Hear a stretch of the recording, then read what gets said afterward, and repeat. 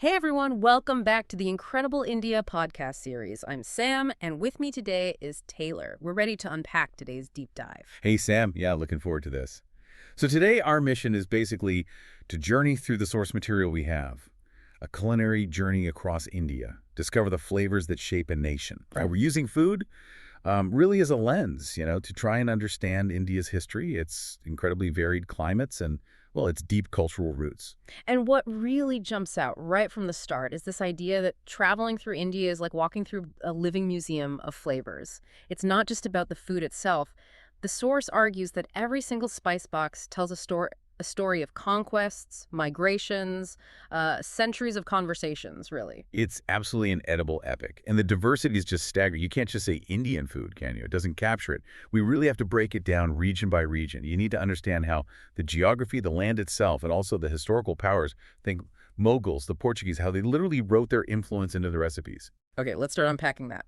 Where better to begin than the north? The source calls it the land of fire and feast.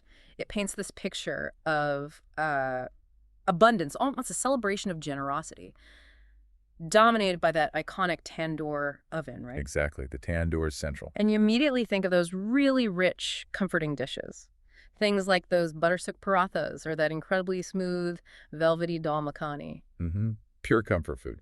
But there's a reason for that richness. The history there is one of, well, opulence. The Mughal emperors, they didn't just rule. They fundamentally changed the food scene. They took what was perhaps simpler, more nomadic cooking and elevated it, turned it into this sophisticated court cuisine. Ah, So that's where you get the legacy of these incredibly rich gravies, thickened with cream, nuts, the complex layering in a good biryani, the perfect char on kebabs. It was food designed to impress, to show status. right, designed for a royal court. So if it came from that kind of abundance, how does that translate to something as intricate as the Kashmiri was one? The source mentions it's a 36-course formal meal. That sounds intense. It is intense, Yeah. incredibly significant. It's not just about having lots of dishes. It reflects a serious Persian influence, a very structured social tradition.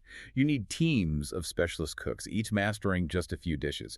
And the saffron, the source points out, it was once traded like gold. Its presence isn't just about wealth. It signals that deep infusion of Iranian and Central Asian culture from centuries ago. That 36-course meal it's a cultural statement.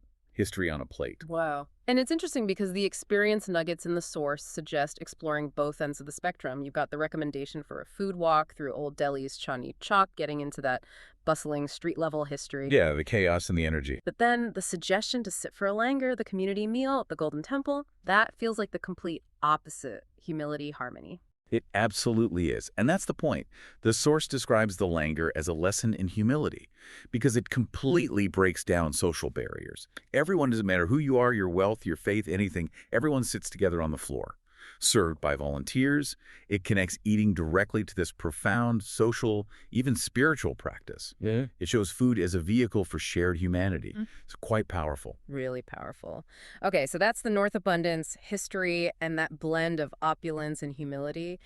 What happens when we shift west? The landscape changes so dramatically there, from desert to coast. And that contrast is precisely what defines the food in the West. You've got the most surprising shifts. You go from, say, cuisine born out of sheer survival in the desert. Right, like Rajasthan. Exactly. To food shaped by strict religious principles, and then food completely transformed by colonial encounters. It's a real study in adaptation. So Rajasthan first. Desert survival. The source says the food had to be dry, spicy, and crucially long-lasting. Makes sense with water scarcity. Totally. And you see it in dishes like sangri. It's made from desert beans and berries, things that actually thrive in arid conditions. They need minimal water to cook. These ingredients literally embody the resilience of the people living in those harsh conditions. The food tells the story of the environment. And then right next door, geographically, you have Gujarat. Completely different.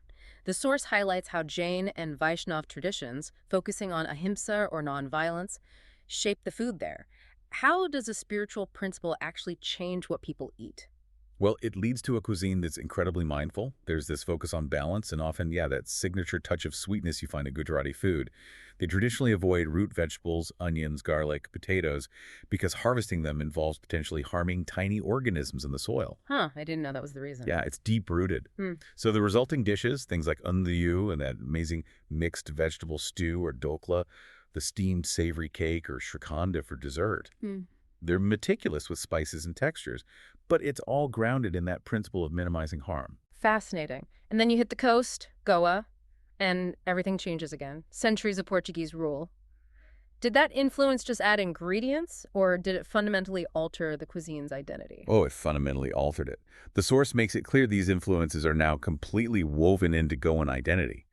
The Portuguese brought things previously unknown, vinegar, pork, chilies from the New World via their trade routes. So things like vindaloo? Exactly. The fiery vindaloo, it comes from a Portuguese dish, carne de vinha dalos meat in wine and garlic.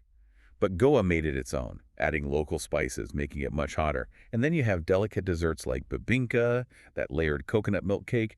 These aren't Portuguese dishes anymore. They are Goan. They're living proof of how Indian cuisine absorbed foreign elements and made them entirely local. It's like the cuisine has a memory, and I guess Mumbai is the ultimate expression of that mixing. The source calls it an edible democracy. That's a perfect description. It really is. Mumbai is this massive hub of migration, and the feed reflects that. You can find practically anything. You might have Parsi berry pulao, a legacy of Zoroastrian migrants, right next to incredible Konkani seafood from the coast. And then 5 feet away, someone's grabbing a quick Maharashtrian vada pav, that iconic potato fritter sandwich. It just proves India's history is constantly being told and retold by its street vendors and home cooks. An edible democracy. I like that. Yeah.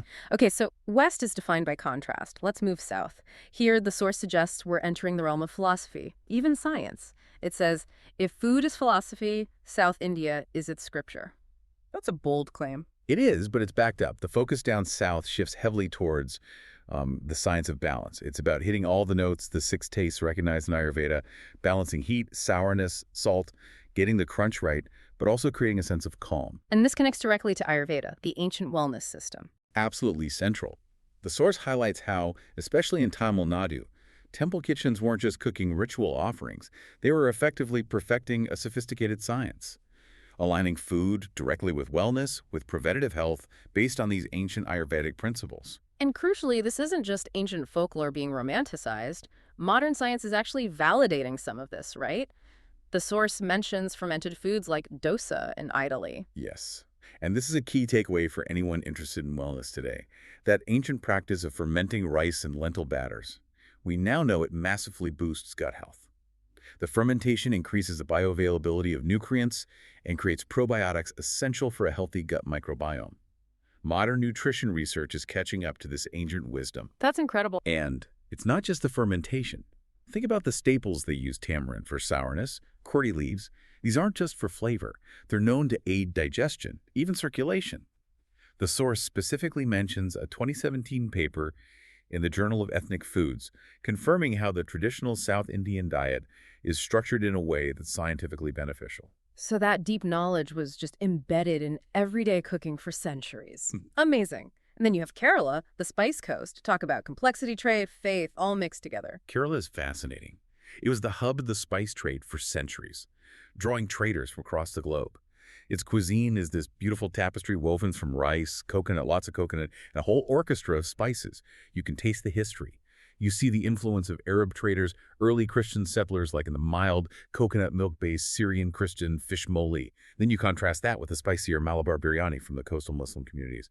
Every dish tells you who passed through, who settled, who prayed there. And the recommended experience, having a meal served on a banana leaf in Chennai, that sounds like it connects you right back to that core idea of balance and tradition, using nature itself as your plate. Exactly. It's the full sensory experience, the sequence of how dishes are served. It all ties back to those principles. Okay, we've covered a lot of ground. Let's head east and then to the northeast. If the South was science and philosophy, what defines the East? The East, particularly Bengal, is often described with words like romantic and refined. There's a real artistry to it. Romantic, how so? Well, it's partly about the interplay of flavors. Bengali cuisine seems to dance between the really sharp, distinct pungency of mustard oil, which is key, and the deep, comforting sweetness of jaggery or palm sugar. Fish and rice are central, absolutely foundational. The source even quotes Rabindranath Tagore calling Bengali food the music of memory. That captures how evocative and, emotionally resonant the flavors are. Dishes like shorsha elish, that beloved hill-sufficient munter paste, or the iconic yogurt dessert, mishti doi, they evoke strong feelings, nostalgia. The music of memory. I love that. And then there's Odisha next door, where the focus shifts dramatically towards ritual. The source talks about the temple kitchens, especially the Mahaprasad at the Jagannath Temple in Puri. This sounds incredible. It's truly extraordinary. They cook for thousands of people every single day in these massive stacked earthenware pots over wood fires. It's an ancient system. And the source mentioned something that just blew my mind. The cooks prepare all this food perfectly seasoned without tasting it first. How is that even possible? It sounds impossible by modern culinary standards, doesn't it? But it elevates cooking beyond just technique. It's deeply spiritual, it's communal. The knowledge, the recipes, the methods, the exact amounts it's passed down through generations. It's like an inherited intuition, an embodied knowledge. The whole ritual, the environment, the intention, it's all part of achieving that perfect seasoning. It reinforces the idea that the food is sacred, prepared for a divine purpose, not just for human taste. Wow. Inherited intuition. Okay. And then finally, the Northeast. The source calls it the culinary frontier. Why frontier? Because it's remained relatively isolated, mysterious, and largely untouched by the kind of mainstream influences you see elsewhere in India. The food practices there feel incredibly ancient, very connected to the specific tribal cultures and the landscape. So what are some examples? Well, in Nagaland, you find pork that's smoked for days over wood fires, giving it this incredibly deep, unique flavor profile you won't find anywhere else.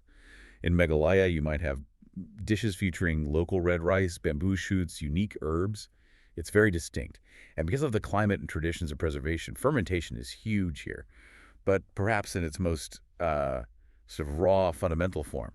Fermentation again. We saw it as key in the South with doses and idlis. Exactly. And finding it thriving here in this remote region just confirms that fermentation isn't just a technique, it's this universal human art. It's found across India, adapted to local needs, enhancing nutrition, adding tanginess, preserving food. It's a common thread woven through incredible diversity. Okay, this has been an incredible journey across the map. Let's try and bring it all together. We've seen how history, geography, climate, religion, trade, they all shape the food. But the really profound insight seems to be how modern science is increasingly validating the ancient wisdom embedded in these culinary traditions. That's the connection that makes this so relevant today, I think. When we look at the science and soul of Indian food, the source material really highlights the medicinal benefits that are just part of the meal. We know now, scientifically, that turmeric contains curcumin, a powerful anti-inflammatory. It's not just for color. Cumin and coriander aren't just flavor. They actively help with digestion and metabolism. And it's not just about single ingredients, is it? It's about the whole composition. Precisely. That traditional thali, the platter, with small bowls of various dishes that you find across India, it perfectly embodies the Ayurvedic concept of harmony.